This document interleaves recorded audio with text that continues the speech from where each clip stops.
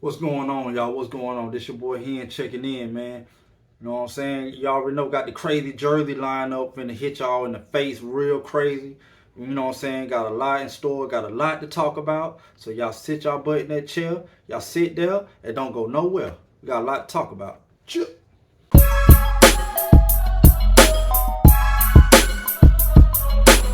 My brain is exhausted, I'm thinking awkward. Lanes I make you eat a plate of sausage made from Lorraine or Bobby. I may be modest, you paying homage on crazy honor. That you can't wait to comment on my mistakes and my blunders. Hey, I wouldn't trade it for nothing. I'm the most hated, but play I'm taking your date and your woman. Oh, dang, your date is your woman. I trade her later if you want her. And she bring friction like Raiden and Blanca. Statements behaving like Saint dangerous when drinking angry. The same with a mama. Pain with no gain is a bomber. Hit you with sticks. Yo, what's going on? What's going on? This your boy Hen checking on in, man. You know what I'm saying? Pull Out Game Podcast, episode 50. Episode 50, man. You know what I'm saying? For real. Um, Look, man. I appreciate y'all, man. Y'all the truth out there. Appreciate y'all watching. Appreciate y'all getting your people on to what's going on. I mean, I just appreciate y'all, man. Y'all the truth. Y'all are the truth, man. Like, I just gotta show love to all my people, man. And speaking of showing love to all my people, before I even start this episode, man, I have to give a big shout out to my boy Richard Chapman, man, aka Sick Made the Capitalist, man. That dude is like, man, that's a real stand-up dude, man. And like, man, I knew him a long time ago, and then I ain't talked to him in years. And it's crazy too, like dude is like a wizard with like engineering and music. And I was having trouble with my equipment, my Pro Tools, and I had a cousin. He's supposed to help me. He left me hanging and stuff. And I had this other dude. I don't say no name because I don't like to get nobody publicity, and they don't deserve it from me. So, but what I'm saying is, I had a couple people that's supposed to look out for me with equipment. You know what I'm saying, help me with some stuff I needed. My equipment wasn't, well, it was working. I just certain things I didn't know how to do. And they left me hanging. I bumped into my boy Sick, and he got me back on the right track, man. Anything I needed with the equipment, anything, man, he's just a good stand-up dude. He looked out. I just never forget him for that, man. Like, he real stand-up dude, man. That's my dog, man. Shout out to Richard Chapman, man. You know what I'm saying? Every time I call him, I just call him Sick, though, man. You know what I'm saying? So, you know what I'm saying? He'll always do music. Y'all check his music out. So, y'all, yeah, man, that's my dog, man. Shout out to Sick, man, for real. But, look, a lot of people be asking me, too, on the podcast. They be like, man, how do you, like, hold a show down by yourself like that? A lot of episodes. And, I mean, I can't explain. I just like to talk. And then plus, I know the jerseys. I know y'all come for the jerseys with, the jersey. They here today. The Pull Out Game Podcast. So you're gonna get some jerseys, man. But you don't know what you're gonna get. But on top of that, I feel that the jerseys got my back. And plus, I just love to talk too, man. And speak on things. You know what I'm saying? So been long overdue, man. So I'm here and finna get it cracking, man. And like I said, shout out to everybody that subscribed and, what I'm saying, the comments and, I mean, everything, man. The shares, everything, man. I appreciate y'all, man. Like, comment, share, man. Y'all the truth with that, man. The comment be having me laughing. I like to, respond back to y'all and all that, man. But look, man, we got a crazy lineup today with the jerseys. You know what time it is, man. I know y'all done bought a watch by now. I know y'all done bought something with a get your time right, man. Y'all know what time it is, man. But look, before we even get into the jerseys, man, I want to say this too, man. I don't know if y'all been watching on the internet, but it's a big viral thing that went on, man. It's a foot race that happened. You know what I'm saying? Two people got in a foot race. And who was in this foot race? Dude named Ashton versus Ishowspeed. Ishowspeed is a big famous YouTuber. Shout out to Ishowspeed. And Ashton Hall is a big famous YouTuber and social media person. And both on like social media heavy though. And both of their brands is predicated and like focused on like their speed and health. And you know, Ishowspeed, he do gaming stuff and he do like little pranks and challenges, and he got a little younger brother, he hang with him and all that. But like when it come to like who can like run the fastest, Ishowspeed do not play around. He ready to get to it. You know what I'm saying? I ain't gonna lie, I was fast. I ain't gonna lie, back in my day, I'm still fast too. And Ishowspeed, I might try you up, man. You know what I'm saying? But I don't know how it gonna go. But hey, your boy fast over here too, man. On everything, your boy fast. But look, it ain't about me right now. We talk about Ishowspeed versus Ashton Hall. And you know, Ashton Hall, he's a social media presence where he like to be on camera, and he be like he do like a daily routine, some crazy routine he do. Like he put lemon juice in his water, he put it in a bowl with ice, and he dip his face in the water, and he do like certain little exercises and stuff. And you know, throughout the day he rub banana peels on his skin, on his face. I don't know, I guess with like moisture, I don't know what the hell.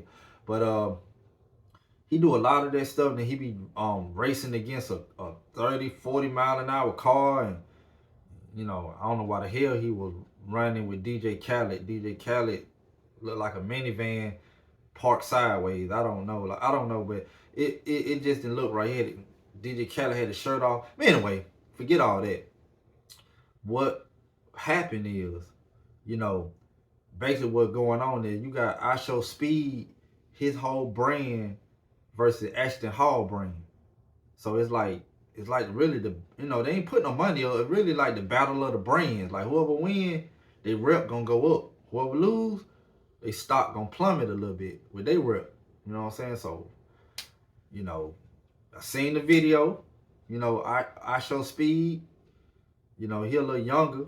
You know what I'm saying? I think he like 20, 21. I don't know. Ashton Hall like 26, something like that. But you know, like I said, they both famous for racing people. And well, Ashton Hall ain't really racing nobody. He just showing off, trying to show people that he fast. He be racing and running against his dogs, and they be racing and stuff. I don't know. He like to do like weird type of racing, not just human racing and stuff. You know. And I'm probably seen or ever race really with DJ Khaled. But anyway, let's get to it. What happened was, Ashton Hall met up with Ishowspeed, came over his house, talking stuff, talking about if he finna his brand finna get bigger after he beat Ishowspeed. Ishowspeed was talking his stuff. You know what I'm saying? They got an Ishowspeed truck, you know what I'm saying, his SUV. They had him on film, on camera, driving to the racing part wherever they were gonna race it. And you know, and I know like Ashton Hall was talking stuff on camera, talking about after 30 yards out the gate, I'm gonna be looking back at you, gang. I'm gonna be looking back at you. You know what I'm saying? You know what I'm saying? That's how far ahead I'm gonna be. You know what I'm saying? Or you, I'll be looking back at you. And, you know, Ishowspeed like, okay. But anyway, they got the racing. You know what I'm saying? They race, foot race. Or your mark get set, go out this mama jamma. You know what I'm saying? And when they got the racing, you know what I'm saying? They came out the gate, and I ain't gonna lie, man. Ishowspeed cooked dude. He cooked him so bad that mid-race, Ashton Hall fell flat on his face, man. He fell on his face. And he was already getting cooked before he fell. Like, he wasn't used to going that fast, man. Like, you know what I'm saying? Ishowspeed he got some wheels on him, man. Dude slick fast for real. He fast. I gotta give it to him. So they race. You know, all this stuff Ashton Hall was talking at the beginning. He would talk about how he gonna beat him and he gonna miss. He finna kill Ishowspeed brand and all that. Ashton Hall talking mad stuff. And after he lost that race and he fell flat on his face, that rhyme, you know what I'm saying? But hey, it's the truth. And he started talking about, let him run it back. I stepped in a pothole. He told me I stepped in a pothole and let him run it back. Man, no damn pothole out there, man. It's like this flat grass and it wasn't no pothole, man. So, you know, to make it even, the side that Ashton Hall was racing on, they switched sides. So then, if Ishowspeed beat him on the side that Ashton Hall was racing on, ain't no excuse. This the side that you fell on. Came out the gate, Ishowspeed beat him again. They ran it back. About like 5-10 minutes later, Ishowspeed beat him again. So he was like, man, I'm talking about Ashton Hall, man. I'm talking about, man. I'm talking about, man. Had more excuses. I'm talking about had more excuses than a hooker in church missing a shoe. People at church asked what happened to the shoe. You know what I'm saying? And y'all already half naked at the church, man. You know what I'm saying? Got the fishnet stockings on. I mean, come on, man. Like, you got to make an excuse why you come to church like that, man. But that's basically what happened, man. Ishowspeed cooked them 2 times. Now, Ashton Hall Thompson, man, what? They don't, you know what I'm saying? That was what it was, man. He said you beat me the first time because he said the only reason he beat him because he failed the first time. Second time, he talking about, you barely beat me. I know the people want to see a rematch. Let's do it again. And he said, you know, in my videos, I run faster. I only run on concrete. So now, he like, let's go to the street and race in the street. You know what I'm saying? Ishowspeed, he was still kind of mad because dude making excuses. Ishowspeed said, why you just can't take your L? He just wouldn't accept losing. So Ishowspeed gave him another chance. I didn't think he gonna give him a chance. I didn't think he gonna give him a chance after the first time. But I gave him, like, he failed the first time. I give him a chance. You know, second time he beat him. So I ain't think at least after the second time, I thought he was just gonna be like, nah, no more, you lost.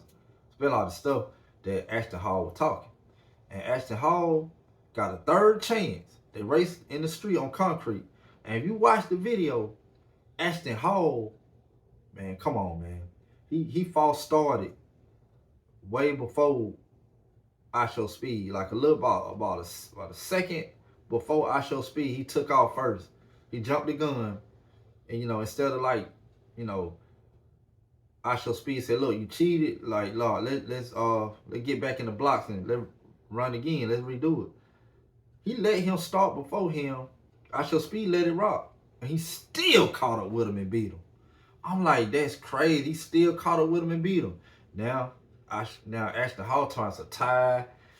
He really didn't win. And he had people, I mean, Ashton Hall had his manager out there, his girlfriend, baby mama, mistress, his side wife, and I mean, everybody. Like, he had like these little fans, these little white boy fans and stuff, and talking about it was a tie and stuff. It clearly wasn't a tie. They had to pass like this little flag pole, this pole, and it clearly wasn't a tie. And, you know, he was talking so much stuff and talking about it was a tie, this and that. You know, you really didn't beat me and stuff. And so after that, it's crazy. Ishowspeed gave him a 4th chance, number 4. Gave him his 4th chance. And he, you know, he baited Ishowspeed into racing him again. Ishowspeed was so mad that he was that Ashton Hall making excuses. So he threw his microphone down, like, let's go, man, let's go, last time.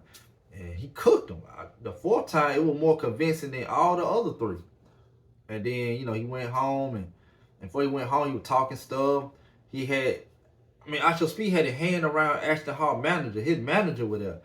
And Ishowspeed was talking greasy to Ashton Hall manager, saying like, he ain't ready for me. Tell the fool don't call me out no more. You know what I'm saying? Ashton Hall wasn't talking no stuff in the background no more. He wasn't making no more excuses. He was just quiet. He couldn't beat him. And I ain't gonna lie, man, that killed Ashton Hall brand though, man, to me. Cause your whole brand is predicated on, and your whole fan base look up to you like for being healthy. But they look up to you like, man, this dude fast. Who would this dude be racing these Hummers and racing against these Rottweilers and stuff, like, you know, on foot? And, you know, the image is like he real fast. So, you know, I'm just saying though, man, like, that's your whole brand. And Ishowspeed cooked your whole brand 4 times back to back. This is a basketball series. You got swept, dude. You got the brooms out, man. You know what I'm saying? Ishowspeed brought the brooms out. So, just saying, man, shout out to Ishowspeed. You know, Ashton Hall, you know, the ego and competitiveness in him made him want to keep racing them. I believe if it would left up to Ashton Hall, he probably would have raced him 15 times, dude. Like, that's crazy. But I don't know, man. Let's like Ishowspeed said, just take your L, man. You know what I'm saying? And just take your L, man. I don't know. It's what it is. But look, man, I just thought that was crazy though, man. Like, you know, they had him on camera crying because he lost, and, you know, shedded tears and stuff. You know what I'm saying? But hey man, you called them out, and that's the results. But anyway, look, man, let's get to the first jersey though, man. We finna get to this first jersey. This dude right here is a legend. He I'm just saying, man, dude's a legend. Man, this dude got a crazy personality. He love to talk stuff, and he got his own fashion of dressing. And look, he just love to do his thing, man. You can tell he just love to be him, man. He not trying to be like nobody else. He ain't trying to fit in with nobody else. And in his profession, dude was you know what I'm saying, he was a legend, man. Like he represented, man. And dude, he a beast, man. I ain't gonna lie to you, dog. Like, for real. You know what I'm saying? But look, who we talking about? Who I'm talking about is this dude right here. No other than this dude right here, man.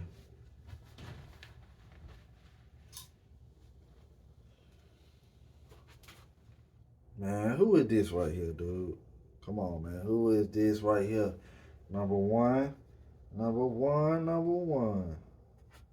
Look, man. Y'all see this right here? Y'all see that right there? Y'all see what's going on, man? Y'all know what that is, man. That's that Panther. Man, Carolina Panthers, man. But who jersey is this? Y'all know y'all football. You know what I'm saying? Y'all might know who this is, man. Come on, man. Y'all know what time it is, man. Y'all know what time it is, man. Come on, man. If y'all don't, come on, man. This no other than that boy, that guy, Cam Newton, man. Come on, man. This Cam Newton, man. Cam Newton, all stick, everything, Carolina Panthers football jersey, man. Come on, man. This Cam Newton, man. And you know it's crazy too, because his last name Newton, and he played for the Panthers. You know what I'm saying?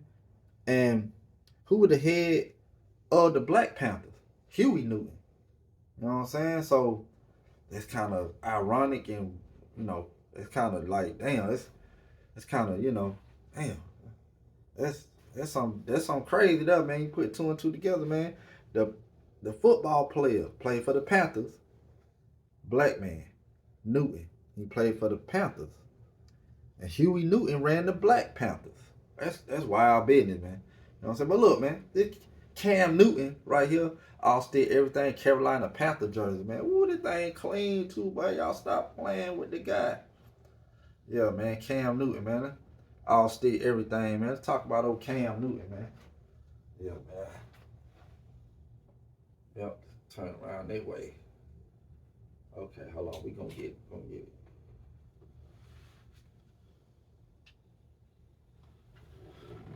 Yeah, man. Cam Newton. You know what I'm saying? This Cam Newton all stick everything Carolina Panther jersey, man. Y'all see it, man. Y'all see what's popping, man. This the pull-out game, man.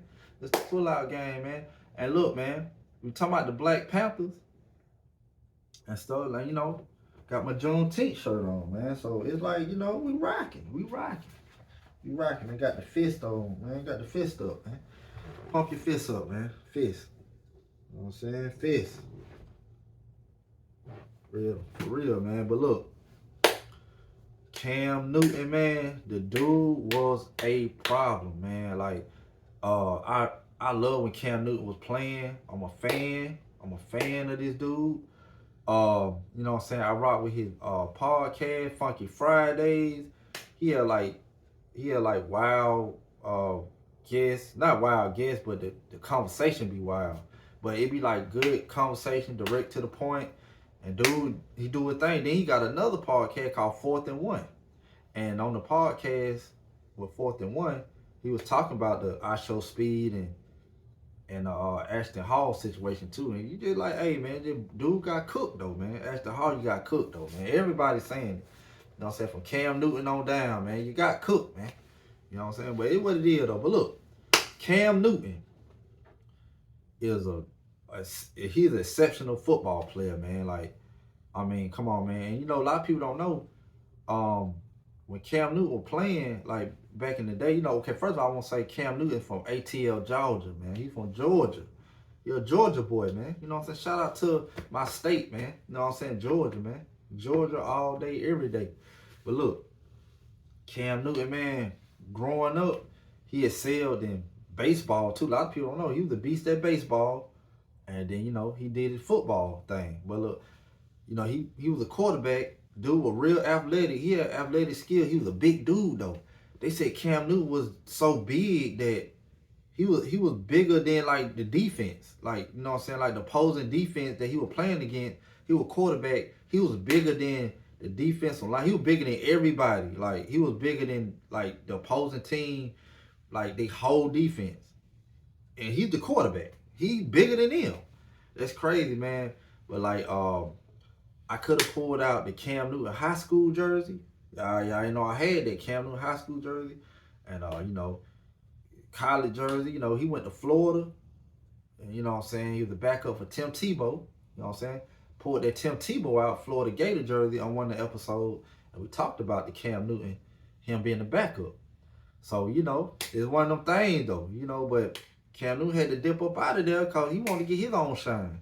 That was Tim Tebow situation to shine at Florida. So Cam Newton needed his own little space. You know what I'm saying? It's just like you stay with your mom and dad. You know what I'm saying? Like, hey, everything good now, but you want to move out, spread your wings, and, do your own thing, man. You know what I'm saying? So you can shine on your own.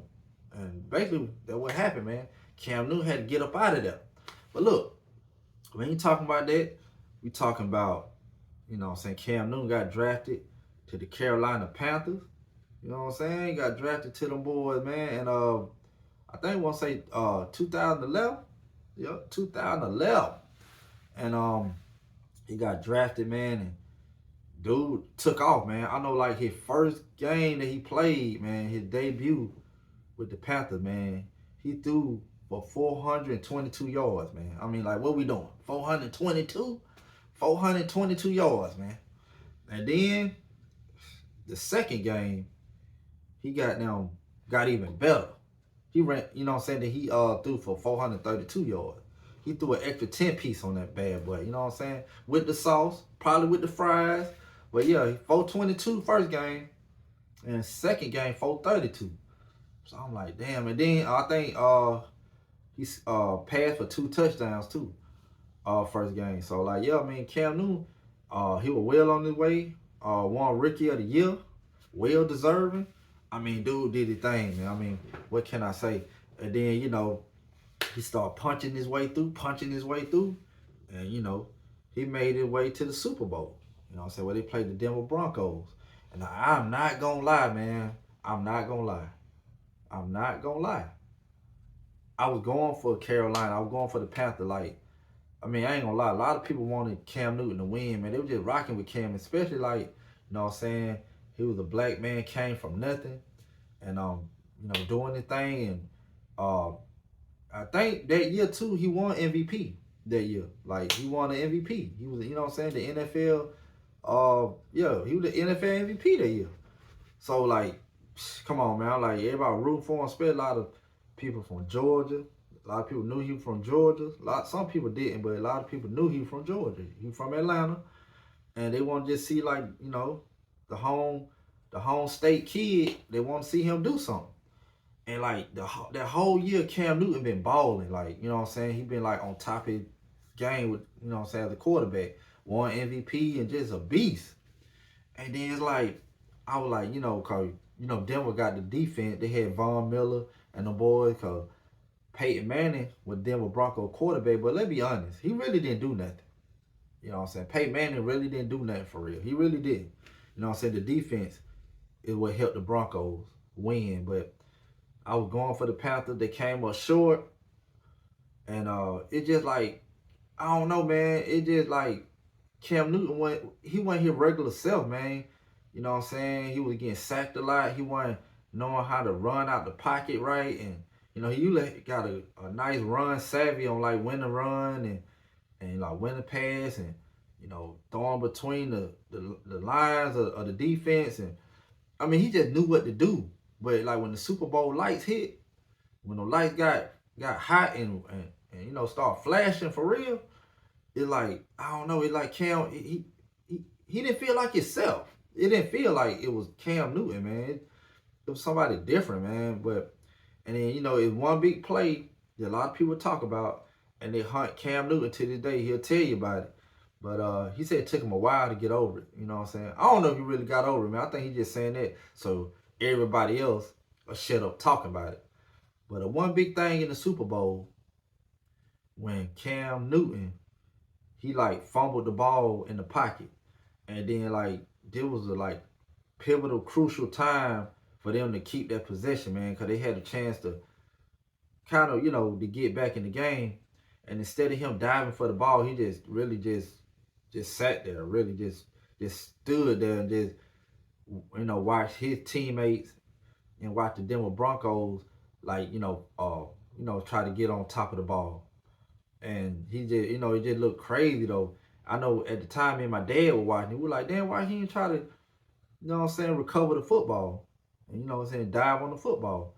And I thought it just me and my dad were just thinking that, but then it turned out that was a worldwide thing. The whole world was thinking that, like, and it stuck with him to this day. They asked him questions about that, and he said he feel bad about that, so it's just one of them things that happened though, man.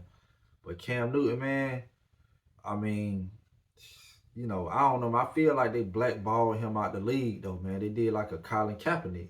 Shout out to Colin Kaepernick. Had the Colin Kaepernick jersey on here too, man. Y'all just gotta go through the episodes, man. It's here. Y'all got to go through them, man. Y'all gonna get what y'all came for every time, every episode, man. You know what I'm saying? But I feel like they blackballed him. But before they even blackballed him, you know what I'm saying? I know he had this one little stint of play at the he played for the New England Patriots. And yeah, man. I don't know, man. I don't know what happened, cause the Patriots, man, I rock them boys, and man, I'm big man, Drew Bledsoe fan, and then Drew Bledsoe got hurt, then Tom Brady came and been rocking with them boys, man. But yeah, it's I don't know, man. They had a quarterback already named Mac Jones, and he came from Alabama. You know what I'm saying? He did all right, man, his first season, but he started. I don't know, man. But anyway, they let Cam Newton get in there and play. You know what I'm saying? He had some good snaps and a few interceptions here and there, but they didn't want him to be a starter. And then I think they waived him off the team, and after then he never got another shot to be a quarterback in the NFL, man. So Cam Newton started being on the NFL Network. He started running his podcast. He got both his podcasts, and he been rocking out, man. You see him sometime on ESPN First Take. He be on there some days. I mean, understandable though, because after football, he still was a big figure. You know what I'm saying? Like Shannon Sharp was. Shannon Sharp left the NFL, but he still like got popular in the media. So yeah, man. But look, what you finna do though? Real quick, right now, one time for your mind, you finna show the jersey again. You know what I'm saying? I know y'all see it, but come on, man. I know y'all want to see it up close again, man. And look, man. And the jerseys, man, they don't be no bullshit, man. They don't be no fakeness around here, man. And you know how real these jerseys look, man. A lot of people don't know, man. Like the Panthers, they had a saying like keep pounding, like you know what I'm saying, keep being aggressive, keep doing it. And this jersey's so authentic. You look real close. Man. What they say? Keep pounding, man. Like that's on their jersey. That's always, man. Come on, man. I got everything down to a T with these jerseys, man. Come on, man. Keep pounding, man. That's exactly what the Pullout Game podcast gonna keep doing. Keep pounding, man. Keep drilling these jerseys and the content, the episodes in y'all head, man. What y'all thought was finna happen? This Cam Newton, man. This ain't Huey Newton for the Black Panthers. It's Cam Newton for the Carolina Panthers, man. You know what I'm saying? What can I say, man? This Cam Newton. Yeah, man. This dope business right here, man. Okay, man. I just want y'all to see this, man. Yeah, this dope. Yeah, man. Shout out to Cam Newton, man. Yeah, man. But look, this Cam Newton all stick everything Carolina Panther jersey, man. You know what I'm saying? One of the best to like, you know what I'm saying, put on football pads, man. Like the dude is great. Like one thing about Cam Newton though, I just hate that he didn't get another chance to like, to get another shot in the league. You know what I'm saying? And, NFL, they love to blackball people, man. They love to, Cam Newton, like, I feel like this, man. Like, hold on, think about this, man. You got Cam Newton, you got Colin Kaepernick, and you got T.O. You know what I'm saying? For those who don't know who T.O. is, that's Terrell Owens. Terrell Owens, right? Okay. You got them three. Let's say it again. Terrell Owens, a.k.a. T.O., Colin Kaepernick, and Cam Newton. You know what I'm saying? Them three right there is like, they like outspoken dudes. You know what I'm saying? They gonna speak what's on their mind. You know what I'm saying? If you like it or not. And I think, I know for sure they got that in common. And I think the NFL, you know what I'm saying, the way it's looking, they frown on stuff like that. You know, I'll be honest, I think NFL hide a lot of secrets. And I think Colin Kaepernick, T.O., and Cam Newton, they got that type of personality. Like they know about the underworkings of the NFL. Oh, don't get me wrong, the NFL, the game is great. One time I far as like the crookedness of like the owners and these people that run in the organization, how they run stuff, how crooked and dirty they is. I feel if them three players got a hold of that information, which I don't know if they did or not, but I feel if they got a hold of that information, they'll tell it all. And I think that's why they was blackballing them three players, man. You know what I'm saying? Colin Kaepernick, T.O., and this guy right here, Cam Newton, man. So, I mean, I think they blackball the people that outspoken like that. Well, put it like this. They blackball the people that outspoken and they're like stars, superstars. You know what I'm saying? Because T.O. was a superstar. Colin Kaepernick, to me, he was a superstar. You know what I'm saying? His short term of him playing with the 49ers. And we all know Cam Newton, he was a superstar. And I think they like try to put them in the box, man. Like, they superstars and they got a mouth on them.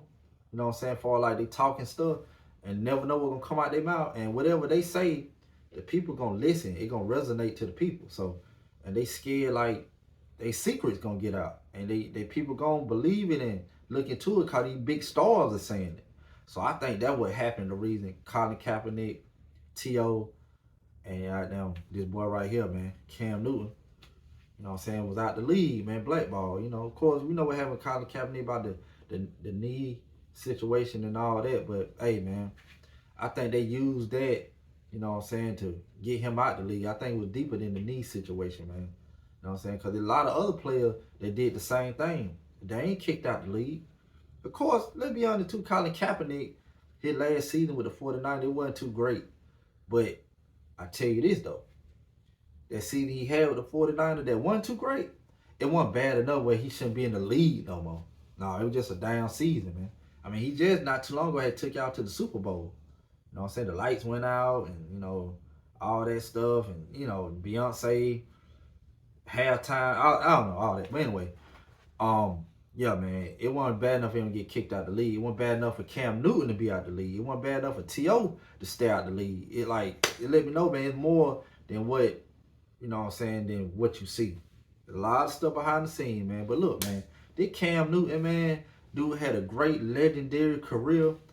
Man, I'm talking about, and don't forget too, man, Cam Newton, man, he running like a little football, little league. Not little league, but like a little football for the younger youth. And you remember they had got the fight. Cam Newton had his hat on, his hats he be wearing, and I mean Cam Newton just a big dude, man. That's all I'm gonna say, man. Like it's 3-4 people of them kids, 3 or 4 of them kids trying to handle Cam Newton. He was just yanking them around like a wet napkin, man. Like, you know what I'm saying? It just was ridiculous, man. I mean, that's crazy the way he was just yanking them boys around, man. I'm talking about, I don't know, man. They would look like a crash test dummy, man. They were looking like them little stunt dolls that they have in the movies and stuff, where they throwing the actor around and stuff, but it really like a little a little stand-in dog they yanking around. That's how they were looking out there, man. It was looking wild, man. But y'all gonna respect Cam Newton. That's a big dude, man. It's a big guy. You know what I'm saying? Big guy, man. You know what I'm saying? But hey, man, don't take my word for it. Y'all try him up. y'all gonna turn to that rag doll. You know what I'm saying? But look, this Cam Newton, man, all stick everything. You know, I know you want to get back in the league, my boy. But look, man, trust me on this, dog. Trust me on this. You had a great career, my boy. You had a great career. Can't take nothing from it. Hey, man, it's all love, man. This Cam Newton, man. And yeah, man. I enjoy your podcast too, man. You know, you do your thing, dog. You know what I'm saying? And hopefully, you know what I'm saying, you get a chance to watch the episodes of the pullout game, man. You know what I'm saying? Your jersey on here, man. You might as well go ahead and watch it. But look, Cam Newton, you know what I'm saying? I don't know, I think his whole name Camron Newton. I don't know, but we know it's Cam Newton. And he was that guy, man. You know what I'm saying? He came short of a Super Bowl ring, but it don't matter, man. You know what I'm saying? Your career still was golden, my boy. You know what I'm saying? Got your MVPs. And yeah. And that was it, man. You know what I'm saying? And you doing your thing. But look, this Cam Newton, all stick, everything, Carolina Panther jersey. And y'all stay tuned, man. Segment 2 on the way. And yeah, I'm up out of here, man. Y'all stay tuned.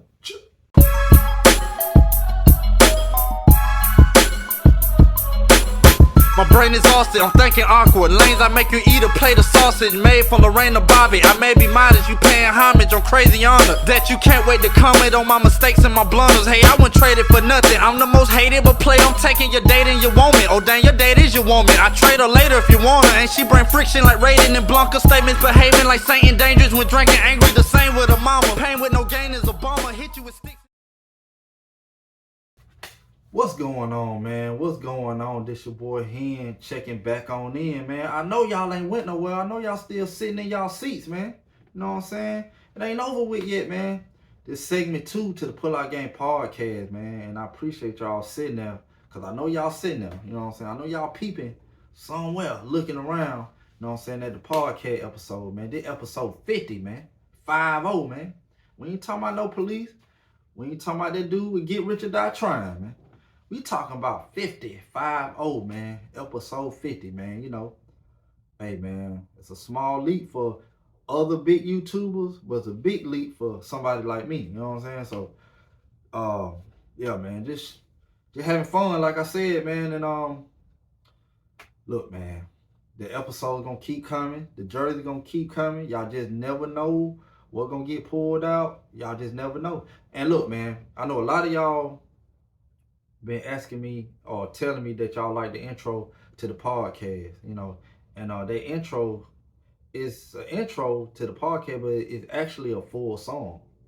And man, look, got new music on the way. Y'all enjoy my music, and you know the intro got a lot of new music on the way. It's cooking too. I'm talking about something crazy, man. Y'all know lyrically how I get down, man. Like, I mean, I'm talking about for real. I feel I'm one of them guys, man.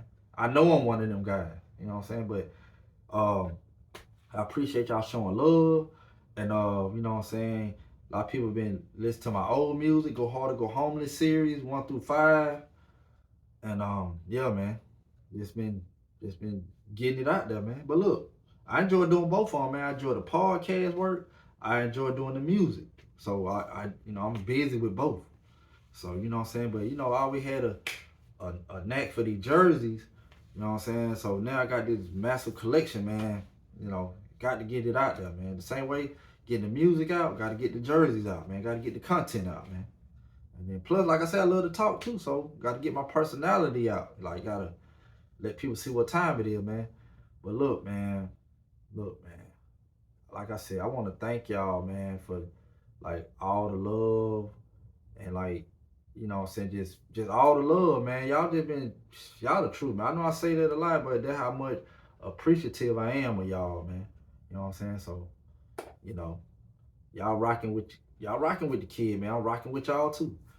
And but look, I want to talk about something real quick before we get into the jerseys. Let's talk about something, man. I want to talk about Michael Beasley playing one-on-one versus Lance Stevenson. You know what I'm saying? Lance Stevenson and Mike Beasley, man, one-on-one, man. You know, they had like a face-off thing sitting at the table. And I ain't gonna lie, Michael Beasley was talking real reckless. And he was talking about, I don't know, man. To be honest, the way he was talking to Lance Stevenson, Michael Beasley seemed like he got his words from Diddy or something. Like Diddy wrote out a scripted face off on what to say, to Lance Stevenson when he gonna beat him or if he beat him. And it sounded like Diddy wrote it. He was talking about, I'm gonna make it look sexy, I'm gonna put it all up in you. And he was just saying all kind of like wild, weird stuff. Like, you know what I'm saying? Like, yeah, you gonna know I'm there. You gonna feel my presence. I'm gonna touch you up good. He was saying a lot of Diddy type stuff. I don't know. I think he was just trying to psychologically get in Lance Stevenson's head. And Lance Stevenson usually talk stuff on the court. This the same dude that blew in LeBron's ear, trying to get in his ear, trying to get in his head, and try to mess his game up. And so the way Michael Beasley was talking, that's the same way Lance Stevenson usually be acting. Well, he don't really be saying no Diddy stuff like Mike Beasley was doing, but I'm just saying he got crazy antics and stuff like that to get in your head.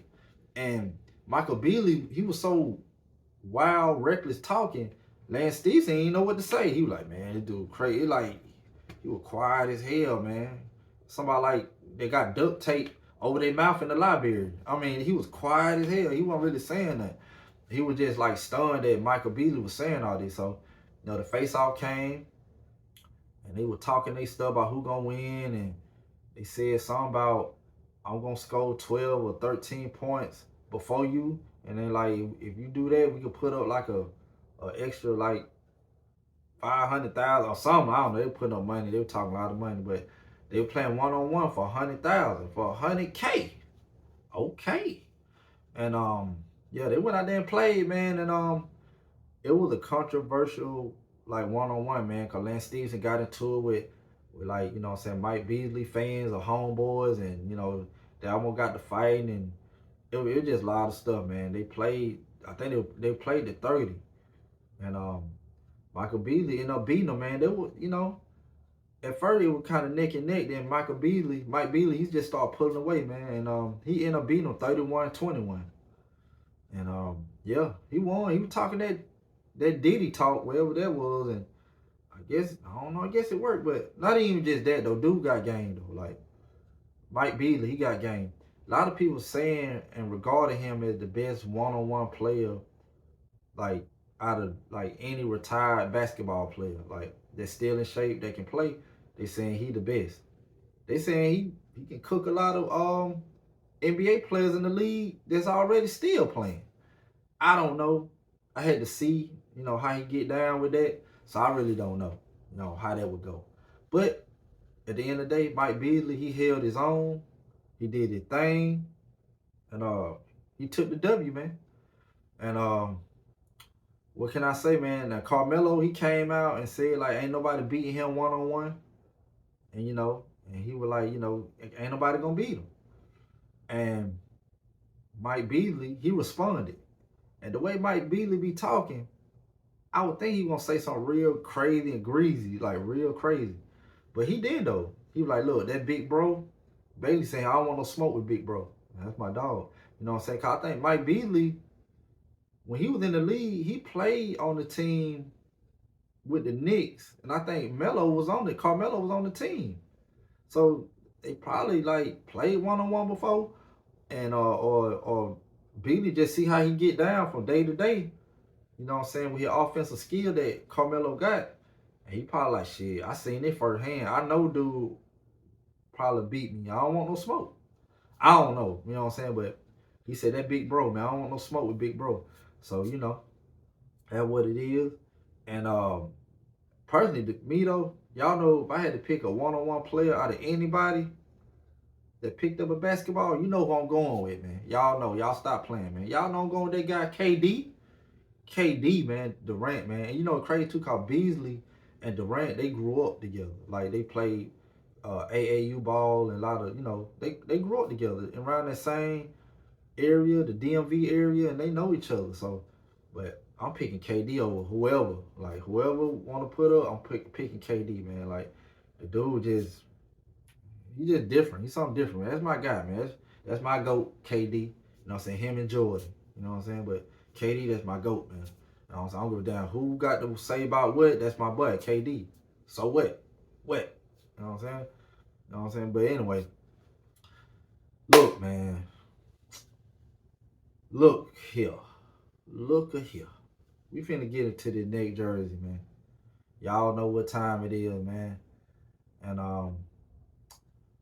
yeah, man. Oh look, before we get into the next jersey, I want to say this too, man. Somebody asked me this. Somebody asked me, Hen, how do you decide what jersey to pull out on each episode? Like, what do you go by? It's a good damn question, man. It's a good question.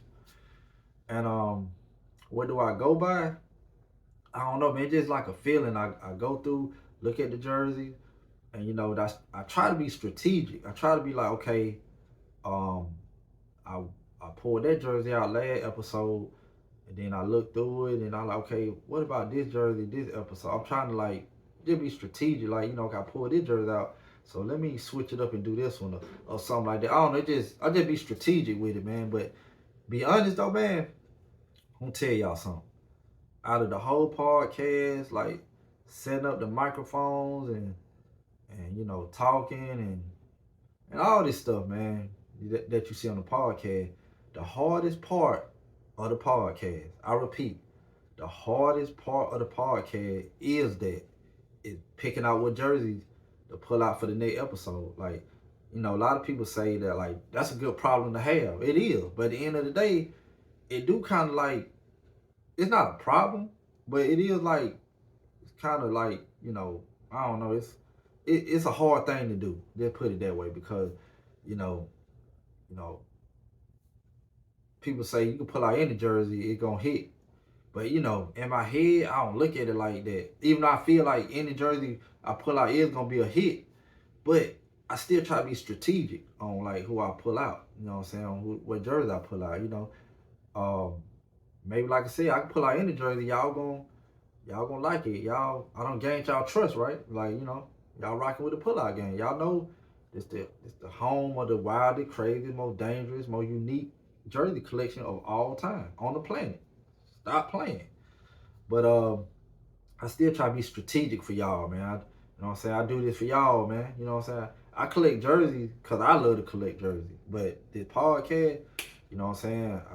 I represent. I try to represent for y'all, man. So I try to, like, you know, just sit back and decide what jersey. It's no certain way that I do it. I'm not doing no alphabetical order or this and that. I'm just like, you know, I go through the jersey and then in my brain it'll click. It'll tell me like, yep, this is the jersey you need to have for this episode. It'll click. It just like, it's hard to explain. It just, I don't know. It just my conscience really just pick out the jerseys, you know. But yeah.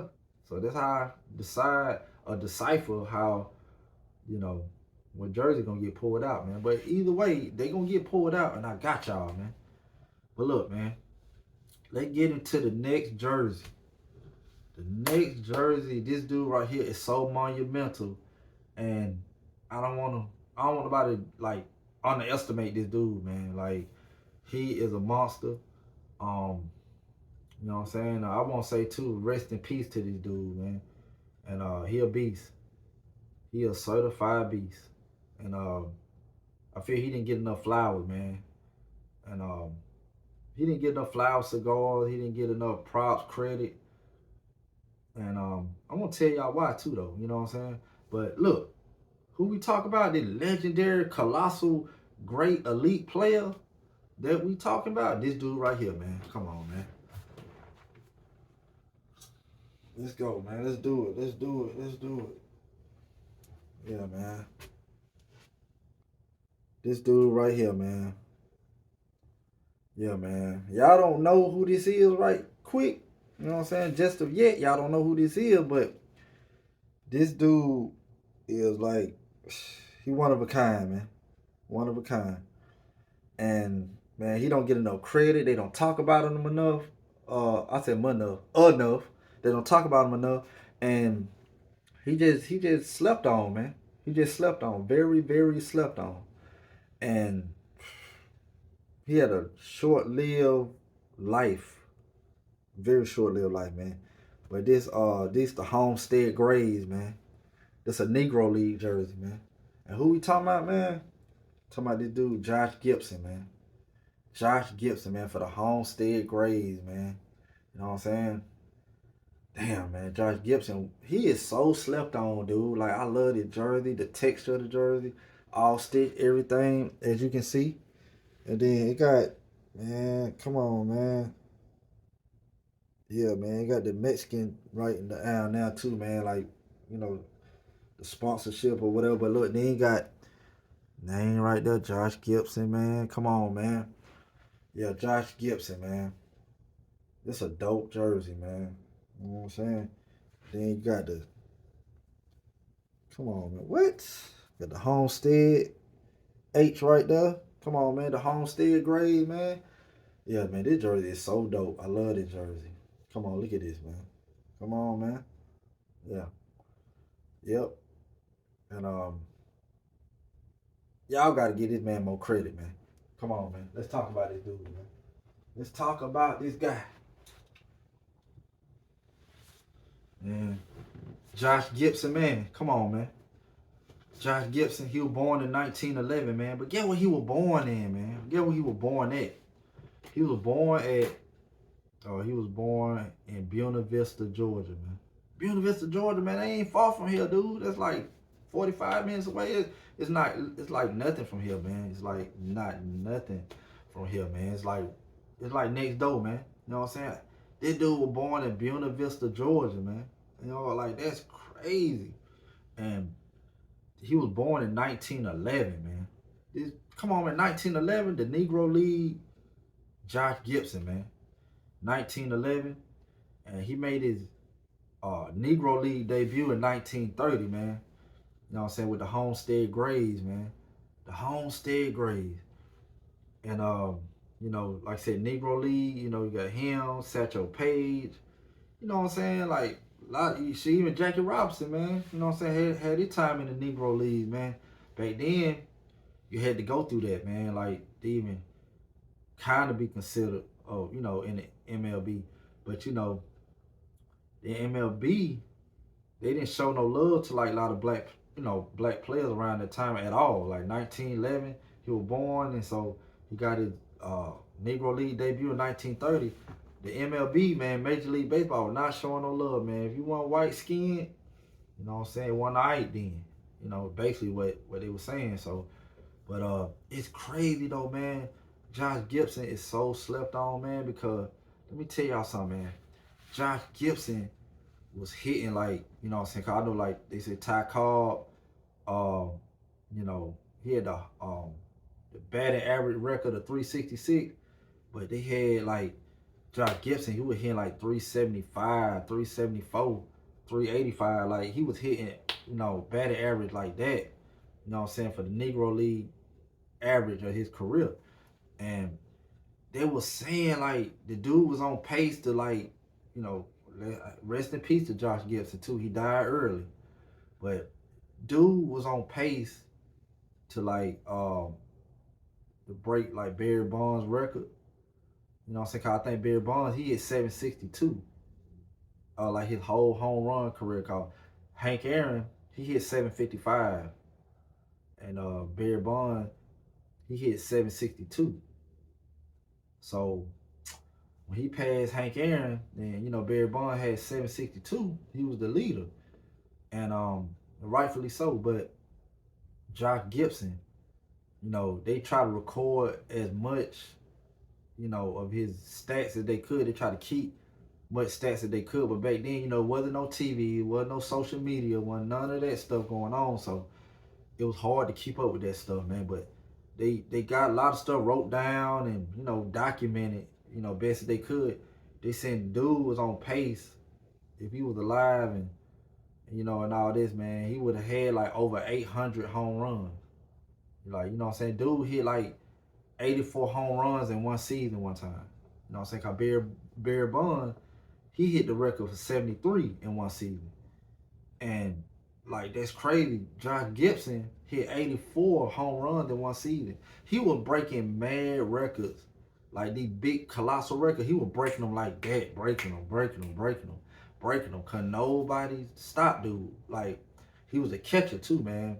And like, you had Johnny Bench and Mike Piazza. You had a lot of catchers, man, that was like great. But basically, man, Josh Gibson might be the best catcher of all time, as far as like catching the ball and the stats he got at the plate. You know what I'm saying? Shout out to Johnny Bench. Y'all gonna see Johnny Bench jersey, you know what I'm saying? Stay tuned. Cincinnati Reds. And y'all stay tuned, man. Johnny Bench was a beast. Um, but Josh Gibson, he was like one of the greatest at his position.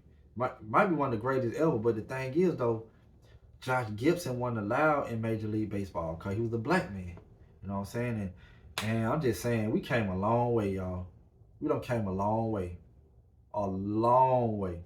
We got a longer way to go, but we done came a long way. So, man, I feel like this shirt today was more than appropriate to wear, man. It's appropriate to wear any day of the year. But, like, I just feel like, the topic speaking on and, you know what I'm saying? And it did, Josh Gibson, man, they did him wrong, man. They crazy too, cause he played in the game and he only got paid $400 a year or something like that. Was it $400 a game or $400 a year? I don't know, but still $400 is like mad low. But back then, that was a lot of money back then. I'm talking about 1930s. $400 was a lot of money because stuff was so cheap back then. And that was good money back then. It sounds crazy now, y'all, $400, but that was good money back then. That's equivalent of somebody having $10,000 back then. You know what I'm saying? Like basically, like that was some good money. Well, I wouldn't say 10,000, maybe $5,000. You know what I'm saying? But I don't know. Either way, it was good money back then. And yeah, man.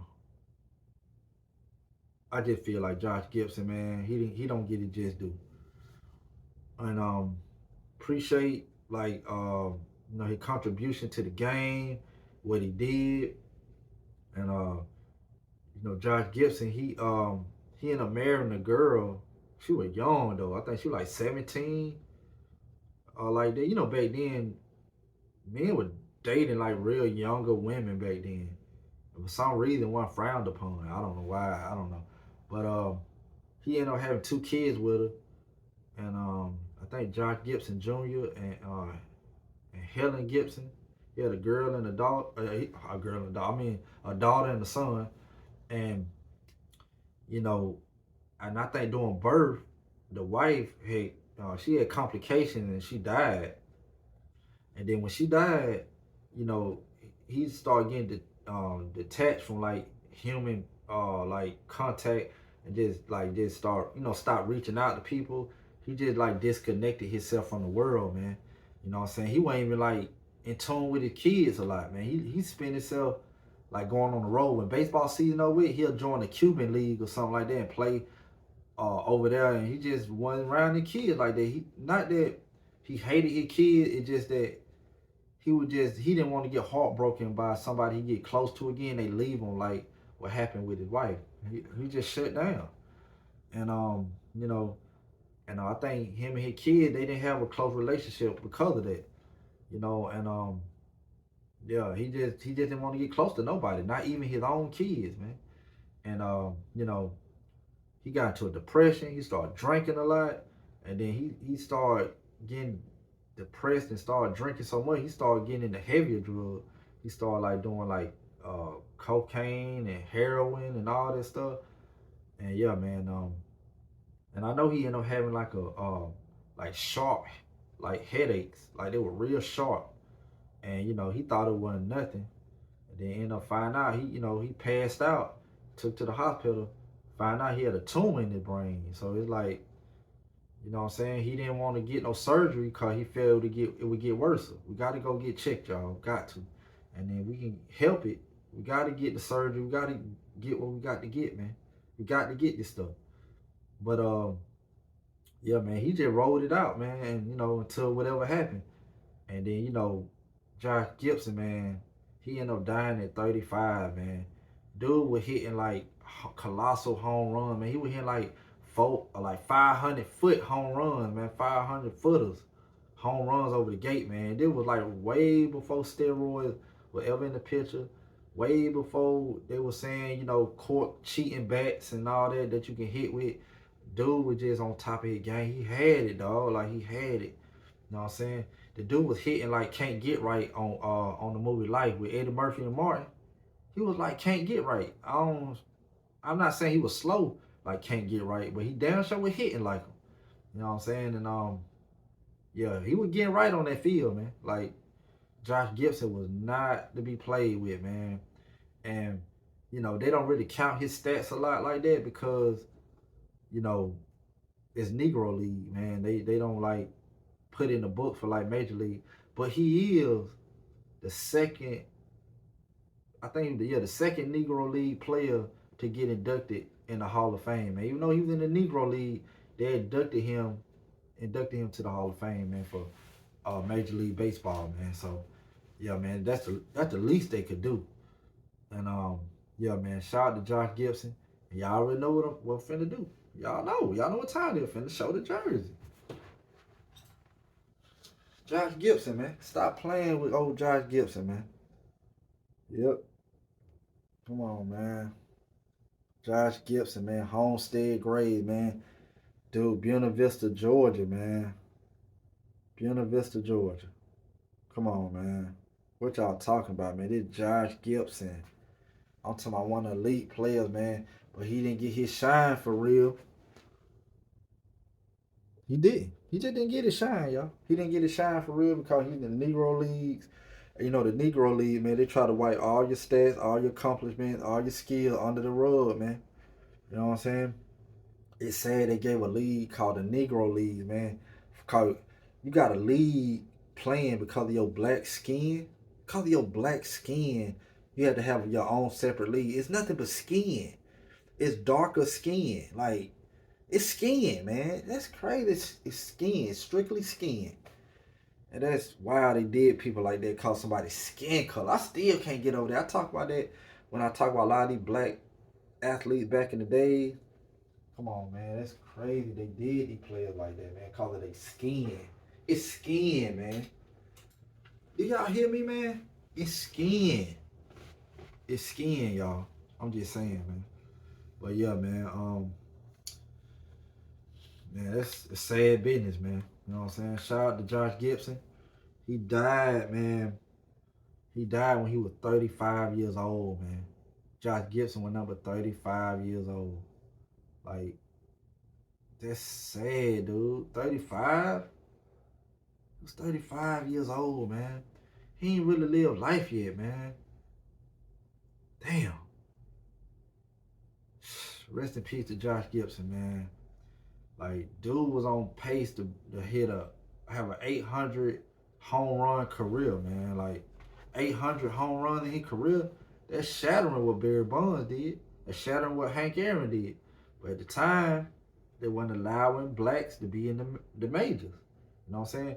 And a lot of them players that came up, they end up being in the major league, he played against them a lot of times. A lot of times he played against them. And like other leagues and stuff that allowed him to play baseball. A lot of these white players, you know what I'm saying, other race players, they was like playing against Josh Gibson, other leagues, because when the majors was over with and the season was over with, they used to go play in other leagues. And Josh Gibson to be there. And Josh Gibson was handling that. Like, he was like still that guy. Against like a lot of these great pitchers that played in other leagues, but they still was in the major leagues too. And Josh Gibson would hit home run off them. Still had a batting average of 375. 375? 374? I mean, come on, man. That Josh Gibson for you, dog. Like, you know what I'm saying? He passed away at 35. Can't get over that, man. And, you know what I'm saying? He did a lot of drinking and he was depressed and, you know what I'm saying? Hard for him to cope with a lot of stuff, man. He was going through a lot, man. But then he had that brain tumor. I hated that happened. But, man, look, man, I had to show love to Josh Gibson, man, one of the greatest, man. And, they swept his stats under the rug, man. His stats were bigger than anybody in baseball, man. You know what I'm saying? I'm talking batting average, home runs, single season home runs. Dude just had it, man. Couldn't nobody stop him. But it's one of the players that you will never really hear about because it was a Negro League days, man. You know, they didn't take Negro League days serious like that. For some reason, I don't know why. Y'all get better than mine. But the dude had the stats to prove it, man. The dude hit 84 home runs in one season. What are we talking about? Nobody never in life ever even did that. They can't do that in their dreams. Like 84 in the season? I mean, come on, man. Cause he played in the Negro League. That don't mean like the bases length was shorter. That don't mean like the home run, like the wall or the outfield was shorter. It was still a regular baseball field, the same size as the fields in the major leagues, the same length between the bases, 90 feet. Everything was the same. He was going against, fastball pitchers, curveball pitchers. That was giving them, trying to give you that work. So if he was doing that in the Negro League, he would have did the same thing in the majors. They just didn't give him that chance. And I hate that, man. He died so young, man. Damn, Josh Gibson, you went number 35, my boy. Damn, rest in peace, Josh Gibson, man. That dude had so much to offer to the game, man. And he did a lot in like little time. Kind of like, you remember like the baseball version of Tupac. Tupac did so much in so little time. You know what I'm saying? Even like Michael Jordan.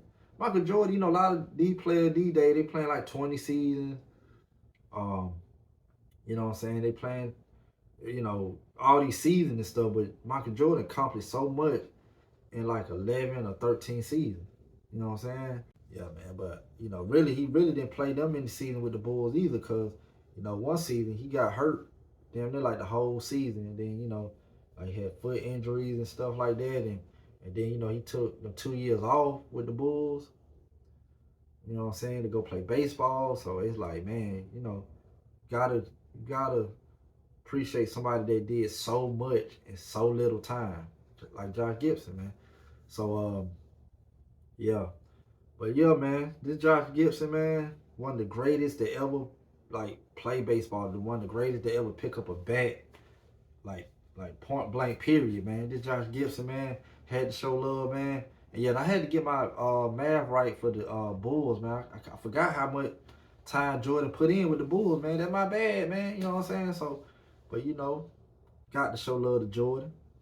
But right now, this is about Josh Gibson. And everything Josh Gibson, man. You know what I'm saying? The homestead grades, man. He represented, man. Rest in peace, Josh Gibson. You was that guy. And even though you gone, you still that guy. Rest in peace, Josh Gibson, man. Homestead grades, man. We out. Years ahead.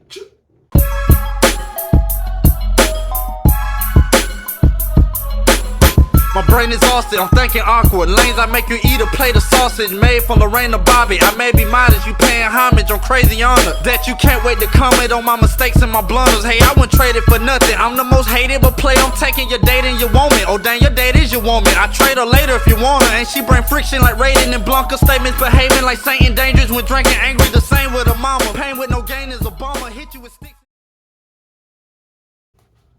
What's up, y'all? What going on, man? Episode 50 still here. You know what I'm saying? Oh, man. So much going on in the world, y'all. So much going on in the world. You know, I want to speak on, though, man. You know, we were just talking about music earlier, you know, in the podcast and stuff. But you know what I want to speak on, man? I want to speak on the rapper Jim Jones, man. Jim Jones, my boy. Come to the front of the congregation, man. Come on to the front, man. Come on up here, man. Come on up. I mean, who in the hell told you?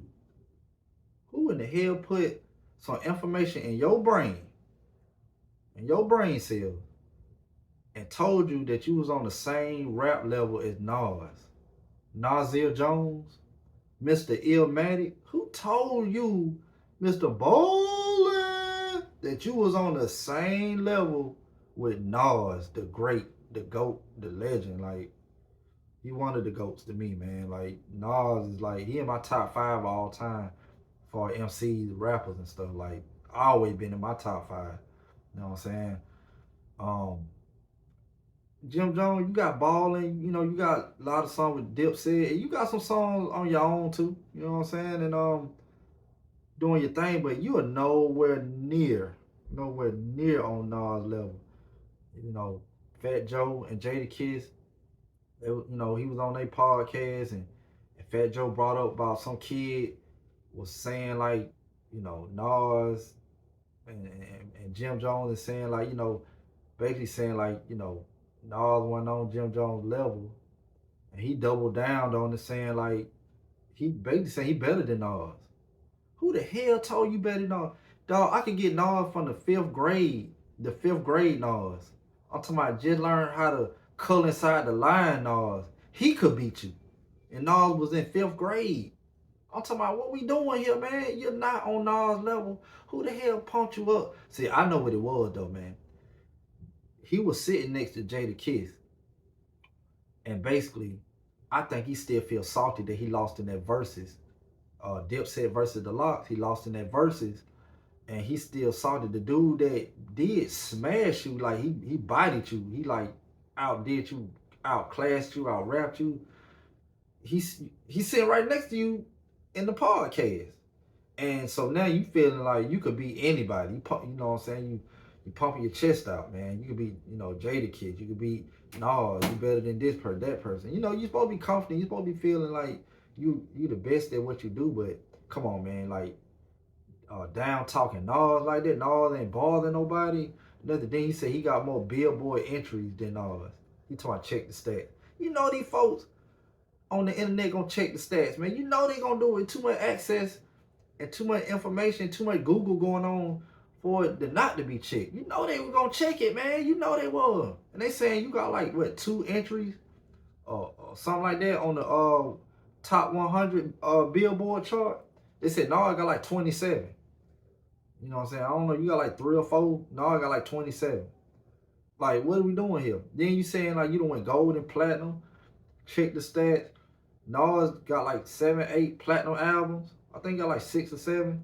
They saying Jim Jones ain't got no platinum album. They say he got some gold, but they say he ain't got no platinum. You know what I'm saying? So, you got no platinum. You got a little gold. You know what I'm saying? Just like that dude saved up his money to go to the jewelry shop, man. I ain't got no money for the platinum, but I got a little gold. That's how your album sales doing, my guy. You know what I'm saying? Like that dude saving up to get that jewelry, you know, in the middle of the mall. You know what I'm saying? But yeah, man, come on, man. Don't never put yourself in the class of Nas again, man. This Nas, dude. You know what I'm saying? His name was spelled backwards, S-A-N. They called his ass San, S-A-N. You still couldn't outdo him, man. This Nas, dude, stop playing with that guy, man. This Illmatic. This It Was Written. This I Am. This Nostradamus. This Stillmatic. You know what I'm saying? This Godson, man. Street Disciple. Go on and on, man. You know what I'm saying? So, come on, man. What we doing here, man? Nas, dude, you really feel you on the level with Nas, man. They're like if they ain't one of the top 5 trollingest things I ever heard in my life, man. Jim Jones on the level with Nas. Are you kidding me? You got to be kidding me, man. Goddamn, man. I mean, I don't know what date that episode aired, but it had to be April Fool's, man. Y'all had to have that for April Fool's, man. Y'all just aired it now. It had to be, man. Ain't no way, man. That's crazy. Nas, dude. You on the level with Nas, man. Come on, man. You ain't the best in Dipset. You like the 3rd best in Dipset. Maybe the 4th best. You know, you got J.R. Ryder and them. J.R. Ryder. Not J.R. Ryder. J.R. Writer. You know what I'm saying? But, yeah, J.R. Ryder, he played in the NBA, you know, with the Timberwolves. But that's another story. J.R. Ryder, he's a member of the Dipset. You know, Hell Real and all them. Shout out to Dipset. Cam and you know, Camron and, you know, Joel Santana, all them boys, man. And, yeah, man. You know, it's what it is. But look, man, you ain't on the level with Nas, man. Get that out your head right now, man. Get that out your head. Get that out your head, man. Like, you know, they have, you know how they say stuff live rent-free in your head? No, don't let that live rent-free in your head. If that's in your head, tell that thought to pay for that rent.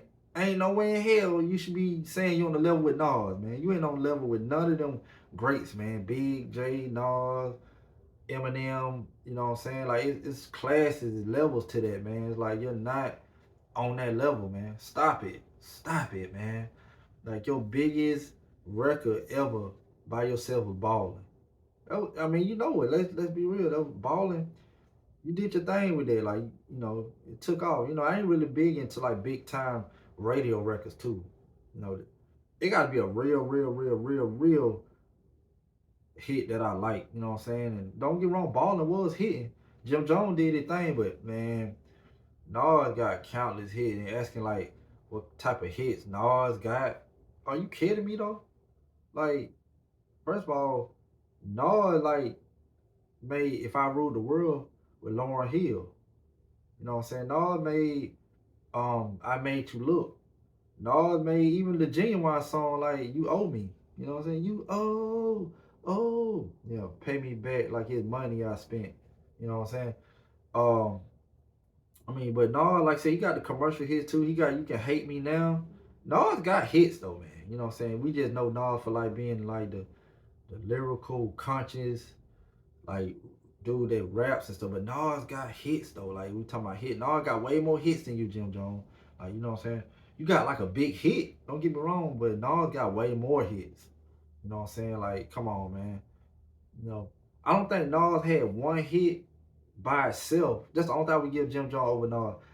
Jim Jones had one hit alone that was like a big hit for like the mainstream masses. Like, I don't think Nas got one single that by itself that blew up bigger than Ballin did. Jim Jones. I don't think so. But Nas got way more hits. He got a way better career. He's more lyrical than you. He's more rap savvy. He's more strategic. He sold more than you. Like, I mean, he everything, you know, and a lot of people talking about, you know, rappers don't just go by rapper that just sell the most. Go by the lyricism. That's what I go by. I go by the skill. But everybody know Nas is more lyrical than Jim Jones. But at the same time, he sold more than Jim Jones too. Like, come on, dude. Sold way more. I think Nas done sold over like 30, 35 million records worldwide, albums. You know what I'm saying? So I don't know. I mean, Jim Jones, I don't even know you sold. Yeah, you sold like, well, I'd say you sold like 2 or 3 million. I don't know. Did you sell a million? I don't know. But come on, man. Like, you ain't on Nas level, man. I don't know how many times I can say that, but like, you ain't on Nas level, man.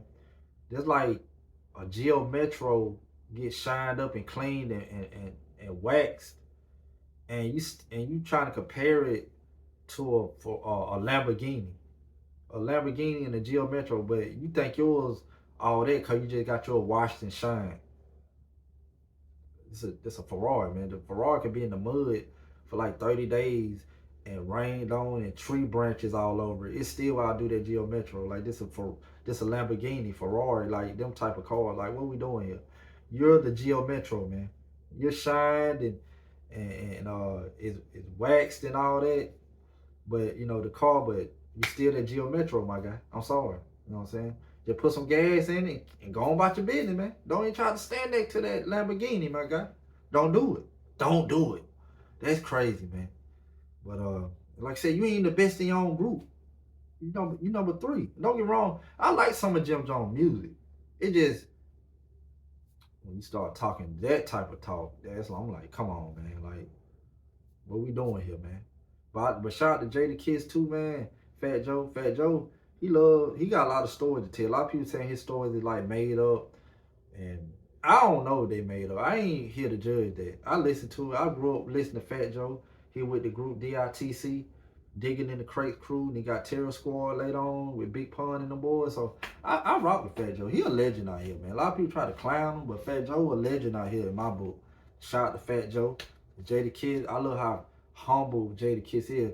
He'll talk his stuff on that mic. When it come to mic, he like, man, like he whoever want it, they can get it. But outside the booth, he's so humble, man. Shout out to Jada Kiss and Fat Joe, man, for real.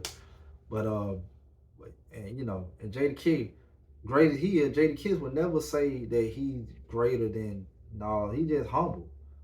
Like, I would never do that too, man. Cause I got too much respect for these people that, You know what I'm saying? If it weren't for them, I wouldn't have got to the point like, the Redmans and the old Jay-Z, all the Wu-Tang and Big and all these rappers, man. If it weren't for these rappers, man, I wouldn't, they inspired me to say I could do this. So how could I even fix my mouth to say that when they the one inspired me? No matter how great I could be on the mic, how no matter how great I am on the mic, I could never say that.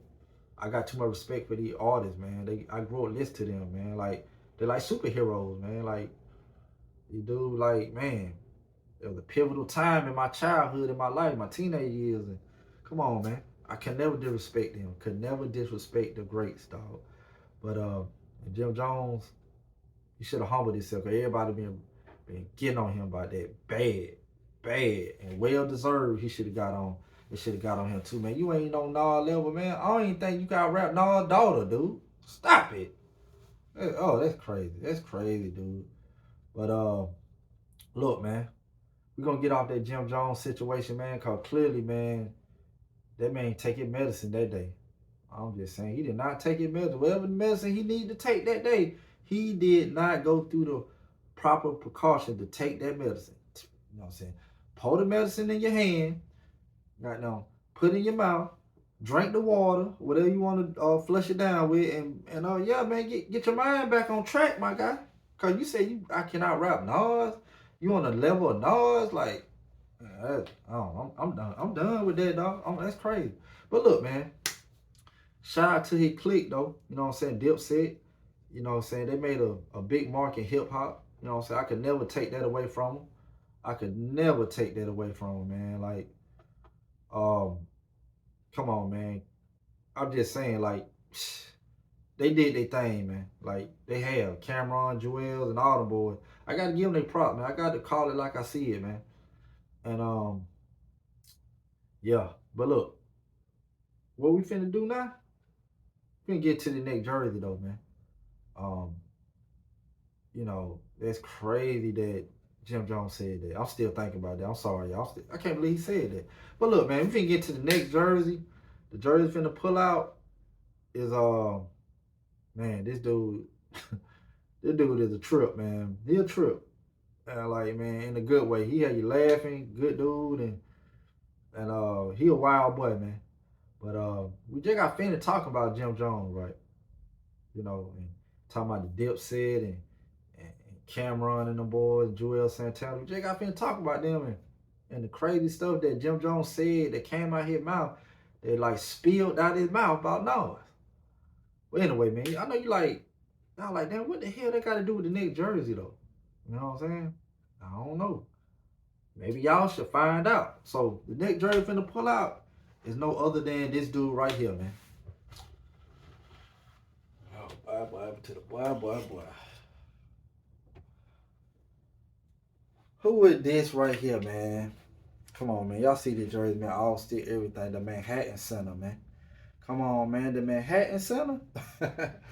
Man, I'm laughing because y'all don't even know who jersey this is. It's like, it's crazy to, man, this jersey is so cold, man. The Manhattan Center, number 11. If y'all don't know, I'm finna break it down for y'all, man. Who it is? Man, no other than Camron Giles, man. Camron Giles. I know y'all like, who the hell is Camron Giles? Some of y'all should know who that is, but Camron Giles is the dude I was just talking about. Not Jim Jones, but the rapper Camron. Camron, they be with, they got the podcast. It is what it is. Camron and Mace. The rapper Camron. No, the Dipset Camron. Dipset. This Camron. Camron Jersey, man. Come on, man. Camron Giles, man. This Camron, the rapper. This is high school basketball jersey. Stop playing, man. High school basketball jersey. Camron, man. We just got finished talking about one of his label mates, one of his people in his clique, Jim Jones. This Camron jersey, man. Camron Giles, man. When he played in high school, when he was on the team with Mace. Yeah, this is high school basketball jersey. The all-state everything. Camron Giles, man. Y'all stop playing with the pull-out game, man. Come on, man. Man, y'all just don't even know about what's in store. Man, pull-out game, the best of the best, man. You know what I'm saying? The jerseys is second to none, my boy. know what I'm saying? So yeah, let's talk about Camron, man. Let's talk about Camron. Yeah, man.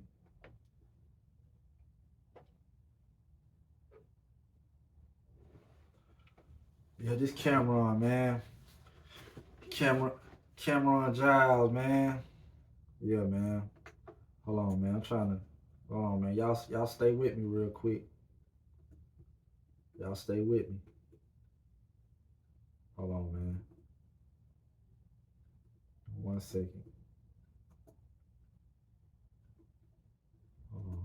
We're gonna get right. We're gonna get right.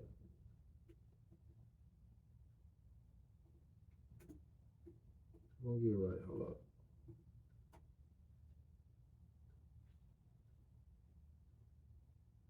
Yep. But anyway, Camron, man. This dude right here, man. I'm trying to hold up real quick. Hold on. Camron when he played for the Manhattan Center.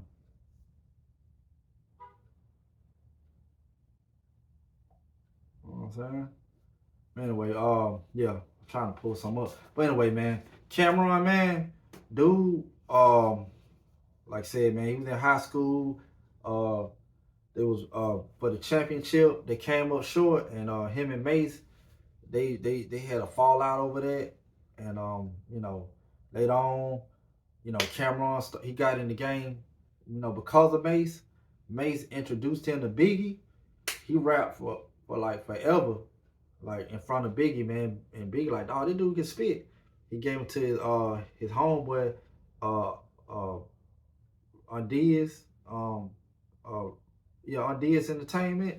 He took him down, and yeah, the rest was history, man. You know, dude started on a mixtape, dropped the album, and yeah, man, this Camron High School jersey, man, right here. Yeah, man, Camron, man. What y'all know about this, dude? What y'all know about this, man? Come on, man, y'all holler at your people, man. Holler at your boy, man. It's Camron jersey, man. You know what I'm saying? You got the podcast. It is what it is with Mace and AKA Stat Baby. And yeah, man. So like, yeah, it's dope, just dope, man. But yeah, I had to pull out the Camron jersey, man. Talking about the Jim Jones situation, and I'm like, dude, are you serious though? Nas, you know what I'm saying? And I know Camron had a little beef with Nas too when Nas was going at Rockefeller. But you know, I think they squashed that since then. You know, Camron cool. You know, Camron had fell out with 50. He got back cool with 50, so they on good terms. So yeah, man, Camron doing his thing, man. You know what I'm saying? And man, what y'all know about this though, man? I know Camron was playing in a championship game for the Manhattan Center, man. And it was like a championship tournament thing they had going on. And I think on the other side, they were trying to shoot the free throw. They missed it. Camron got the rebound, and then Mace was wide open down court. But it was like seconds was running out. So Camron felt if he passed the ball to Mace, the time probably been running out. So Camron pulled up for a long three and airballed it. And when he airballed it, man, Mace was like mad at him for a while, talking about why you didn't pass the ball to me. I was open. And they had fell out by that, and then, you know, they got back cool. But, you know, Camron got a point, though. Camron said, what if I did make the shot or you made it and we would have went to college? He said, ain't no guarantee that we would have made it to the pros. And then, but, you know, we end up making it as artists. Like, they end up doing music, and they made it to be, like, successful rappers. So, they might have not been successful as a rapper. You know what I'm saying? They might have probably all they got was college. And that might have been in it, and they probably would have never heard of Camron and Mace. So, you know, Mace probably would have never got his shot with Bad Boy. Camron never would have got his shot with Diaz Entertainment. You know what I'm saying? So, I think it worked out for the best, man. You know what I'm saying? So, yeah, Camron got you know what I'm saying, got in through Biggie. Biggie helped them get on. And then later on, years later, I think Mace and Camron fell out again, and they made a couple of diss tracks, you know what I'm saying, on each other. And yeah, man, it was crazy though, man. But they end up getting back cool again, man. And the rest was history. They made the podcast together. They've been rocking ever since, man. And this Camron Jersey, man.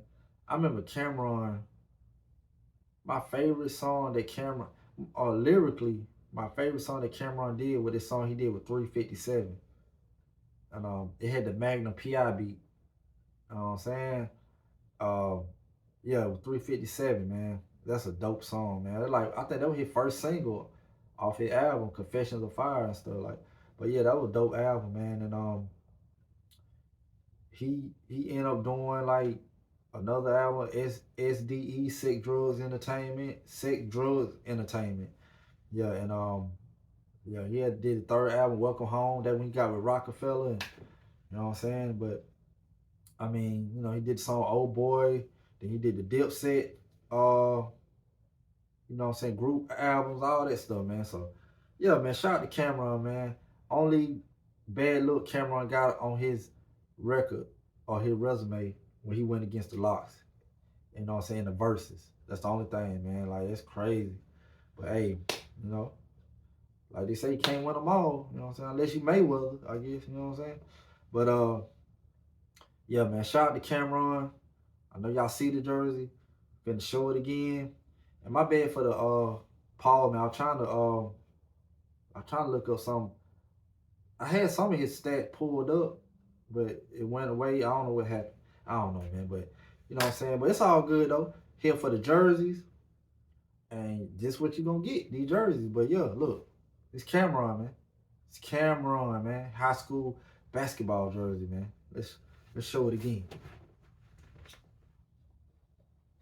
Camron, last name Giles, man. Camron, man. Y'all stop playing with this guy, man. Come on, man. Manhattan Center, man. Yeah. Yeah, man. I love this jersey, man. It's Camron jersey, man. What y'all know about that, man? Yeah. You know what I'm saying? Shout out to Juneteenth, man. You know what I'm saying? Yeah, so yeah. Camron, man. Yeah. Camron he got some dope freestyles or like tracks on the Funk Master Flex, the old Funk Master Flex mixtapes, man. He got some dope tracks and songs on the mixtapes, man. Like, for real. Y'all check it out, man. But this Camron, the rapper, you know what I'm saying? You know what I'm saying? The leader of Dipset. Camron, man. This is high school basketball jersey. Stop playing, dude. Like, man. Come on, man. What else y'all want me to say, man? You know what I'm saying? I really ain't got to say nothing. I'm just gonna show y'all what it is, man. But like I said, got a lot more coming. Like I said, appreciate everybody locking in. And I appreciate all the people that spammed and went in on Jim Jones, talking about he can out rap Nas. you can't out rap Nas, man. Like, man, come on, man. If Nas got some girl pregnant and the fetus was in her stomach, I still put $50 on the fetus, man. The fetus cannot rap Jim Jones, man. Nas fetus cannot rap Jim Jones. I got $50, man. I might put 55 on it. I'm just saying, man. What? I mean, that's crazy though. But you know, Jim Jones, you know, denial is a hell of a drug, man. That's all I'm gonna say, man. But shout out to Jim Jones, man. You know, for having that confidence, and not shout out to Jim Jones for even thinking, even to try to have that confidence, like the arrogance. Like, it's confidence. It's confident that you feel you on that level. It's arrogant that you saying that the confidence you got, it can outdo Nas. Nah, man. It's good to be confident, but not that confident. Like, no. Come on, man. Put your mic down, man. Put your mic down. But anyway, man. This Camron, man. All stitch, everything. Camron jersey, man. Camron the rapper. But those that just tuning in, I don't know why y'all would be just tuning in like right now. That's crazy. But if y'all is just tuning in, it's Camron Jersey, man. Camron the rapper, the podcast owner. You know, it is what it is. Like, man, I mean, what else can I say, man? This Camron, man. And like I said, him and Mace been friends ever since they were kids, dude. So, you know, they grew up. So I think it's dope they doing the It Is What It Is together. It's dope. Like, childhood friend came up rich together. It's dope, man. You know what I'm saying? Mace could have been like, I got a record deal. I ain't looking out for Camron. I won't be the only one to say, you know, I want them to look up to me. I want to be the only cat that's making it. But no, he introduced Camron to Biggie. He rapped for hours in front of Biggie, and Biggie gave him a shot. And that never would have happened if Mace didn't bring him to Biggie. So I'm like, dog, that's dope, man. So, you know, the love between them two always been there, man. So you got the love there, man. But this Camron Giles, man, all still everything high school basketball jersey. They came up short on the court, but it still worked out, man. Dude still had a great career, man. You know what I'm saying? Rapping. He's still doing music. You know what I'm saying? And yeah, man, what can I say, man? This Mace and Camron show, It Is What It Is. You know what I'm saying? Like, that's a dope show, man. You know what I'm saying? I think that's a dope show. But yeah, man. All still everything, man. All still everything. You know what I'm saying? That's what we doing here, man. Camron, you're a legend, dude. You not a legend in basketball. But they saying like Camron was a beast in basketball. Mace was too. There was some monsters on that court, man. But you know, they took the music route. So understandable, man. You know what I'm saying? This Camron, all still everything. What else I want to say about Camron, man? Like, you know what I'm saying? Camron, like, you know. Oh, yeah. Another thing I want to say, shout out to Camron. He did hell of a work, amazing work, and paid in full. Nigga get shot every day, B. You be all right, nigga. Shout out to Camron on Paid in Full, man. He played the hell out that role, man. Like, I'll tell you, two people that played the hell out their role, man. Like on some gangster type stuff. You know what I'm saying? Like, but they were like a round-the-way dude, but they were gangster with it. Camron, when he played, you know what I'm saying, his character on Paid in Full, and Big Boy, when he played his character on ATL. You know what I'm saying? So, come on, man. Bow! Got your ass. Boy, where you been? Nah, y'all don't know about that, man. Come on, man. But yeah, shout out to Big Boy ATL. Shout out to Camron, Paid in Full, man. Play like crazy, great roles in the movies, man.